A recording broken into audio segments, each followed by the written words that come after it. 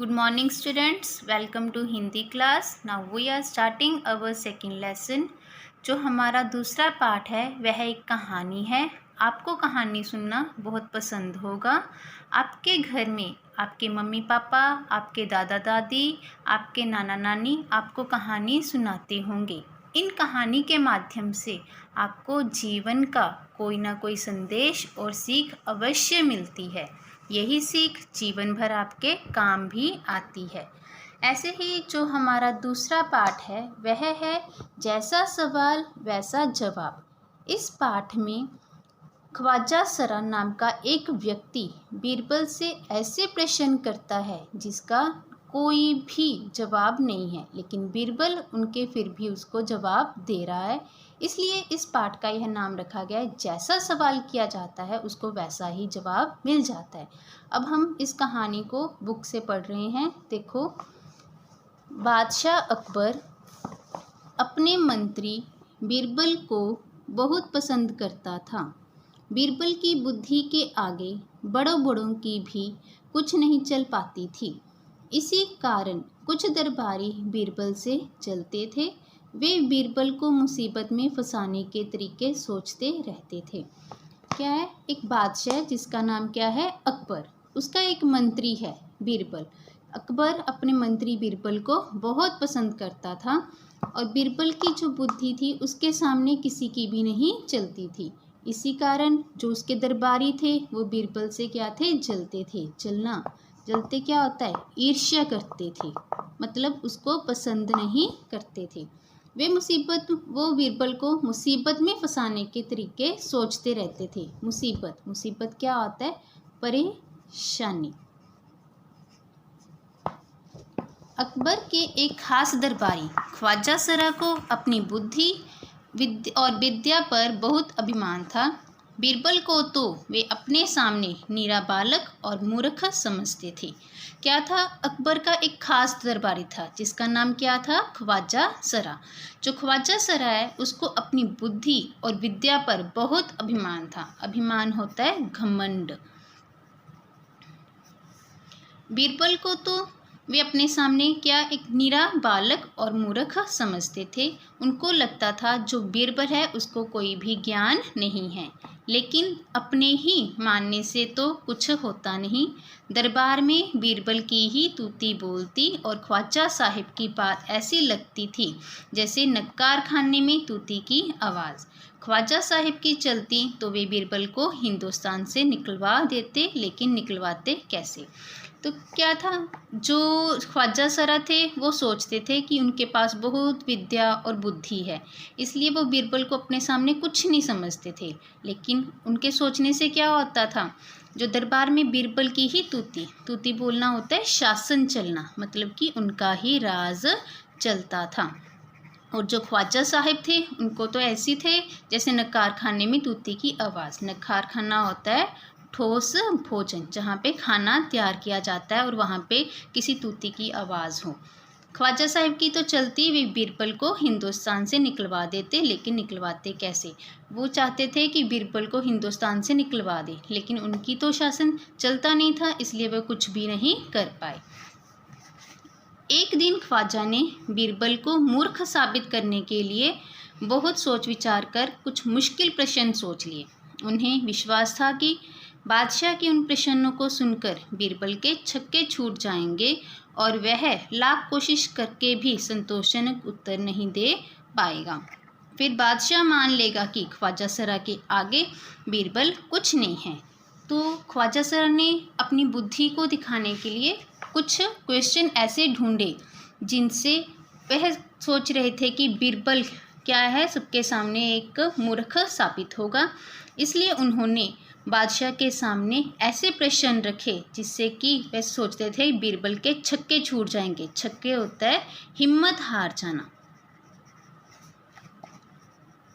हिम्मत हार जाना. उन्हें लगा कि इन क्वेश्चंस को सुनकर, इन प्रश्नों को सुनकर क्या है, जो बीरबल है उनके उत्तर नहीं दे पाएगा और बादशाह मान लेगा कि जो ख्वाजा सरा है उनके आगे बीरबल कुछ भी नहीं है। और जो बुद्धि है सबसे ज़्यादा वो किसके पास है? ख्वाजा सरा के पास। ख्वाजा सरा अचकन पगड़ी पहनकर दाढ़ी सहलाते हुए अकबर के पास पहुँचे और सिर झुकाकर बोले, बीरबल बड़ा बुद्धिमान बनता है, आप भी उसकी लंबी चौड़ी बातों के धोखे में आ जाते हैं। मैं चाहता हूं कि आप मेरे 3 सवालों के जवाब पूछकर उसके दिमाग की गहराई नाप लें। उस नकली अक्ल बहादुर की कलई खुल जाएगी। अब क्या था, ख्वाजा सर ने वो 3 क्वेश्चंस ढूंढ लिए थे। अब वो अगले दिन अचकन पगड़ी पहनकर दाढ़ी को सहलाते हुए अकबर के पास पहुंच गए और सिर झुकाकर उनको बोले कि बीरबल बड़ा बुद्धिमान बनता है, कि वो आप सोचते हो कि बीरबल के पास बहुत बुद्धि है, ठीक है, और आप भी उसकी लंबी चौड़ी बातों के धोखे में आ जाते हो। और वो क्या है, अकबर को बोल रहा है भी हाँ आप सोचते हो क्या है, जो बीरबल के पास बहुत बुद्धि है, उसको हर सवाल के जवाब आते हैं और आप भी उनकी लंबी चौड़ी बातों में आ जाते हो। मैं चाहता हूँ कि आप मेरे 3 सवालों के जवाब पूछकर उसके दिमाग की गहराई नाप लें। उस नकली अकल बहादुर की कलई खुल जाएगी। और अब ख्वाजा सरा कह रहे हैं कि अब उनके पास 3 सवाल हैं जो वह बीरबल से पूछना चाहता है। अगर वह उनसे ये क्वेश्चन पूछेंगे तो पता चल जाएगा कि उसके पास कितना दिमाग है, और इससे क्या होगा, उसकी कलई खुल जाएगी। कलई खुलना क्या होता है? भेद खुलना।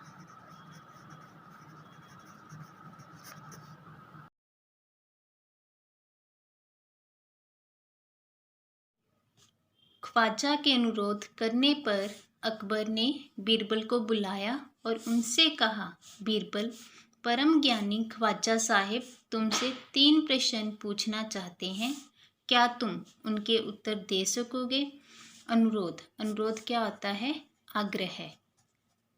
ख्वाजा साहिब ने किसको आग्रह किया? अकबर को। उन्होंने कहा कि बीरबल को बुलाया जाए, तो अकबर ने बीरबल को बुलाया और कहा, बीरबल, परम ज्ञानी ख्वाजा साहिब, परम ज्ञानी क्या होता है? जिनको पूर्ण ज्ञान हो। उन्होंने कहा कि परम ज्ञानी ख्वाजा साहिब तुमसे 3 प्रश्न पूछना चाहते हैं, क्या तुम उनके उत्तर दे सकोगे? बीरबल बोले, जहाँपना ज़रूर दूंगा, खुशी से पूछे।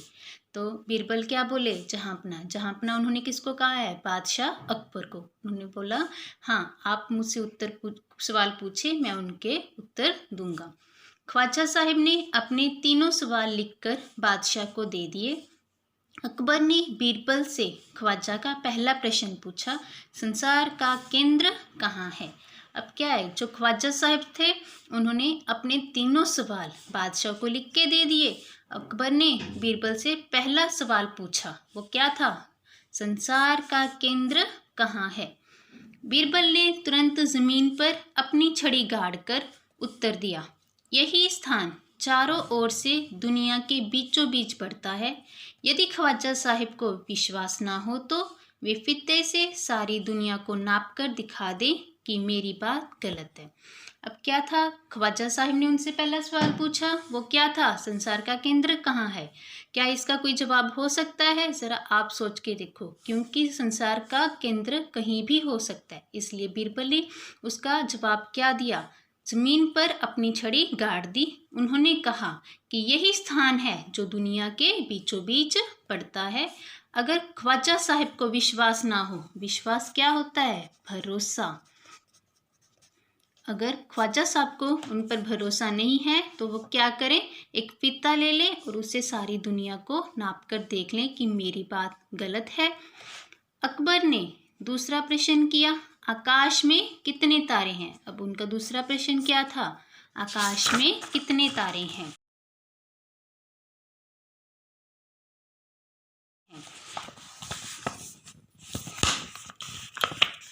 बीरबल ने एक भेड़ मंगवाकर कहा, इस भेड़ के शरीर में जितने बाल हैं उतने ही तारे आसमान में हैं।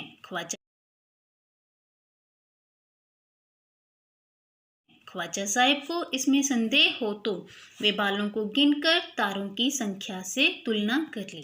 क्या था, अब ख्वाजा सरा ने दूसरा प्रश्न किया, कितने तारे हैं आसमान में?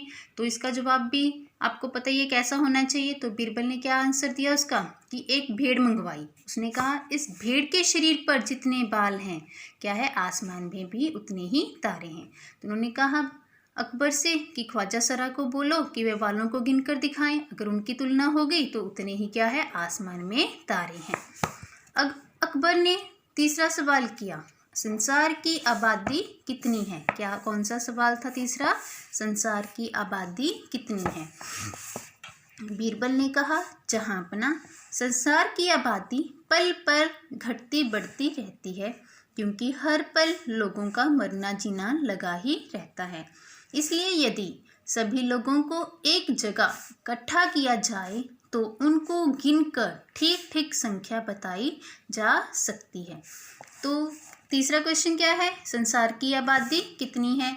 तो बीरबल ने उसका क्या उत्तर दिया, उन्होंने कहा कि जो संसार की आबादी है वो क्या होती है, पल पल घटती बढ़ती रहती है, क्योंकि जो लोग हैं वो मरते हैं जीतते हैं, ठीक है, ऐसा ही चलता रहता है। इसलिए अगर लोगों को एक जगह इकट्ठा किया जाए तो उनकी गिनती करके ठीक ठीक संख्या बताई जा सकती है, नहीं तो उनकी संख्या नहीं बताई जा सकती कि दुनिया में कितने आबादी है।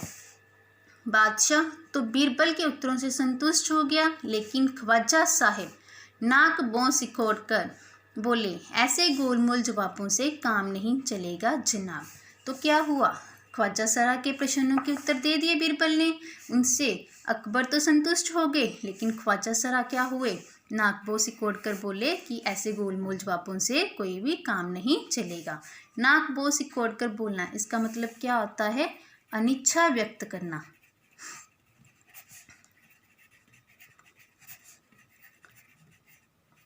मतलब जो ख्वाजा सरा थे उनको कोई भी संतुष्टि नहीं हुई थी।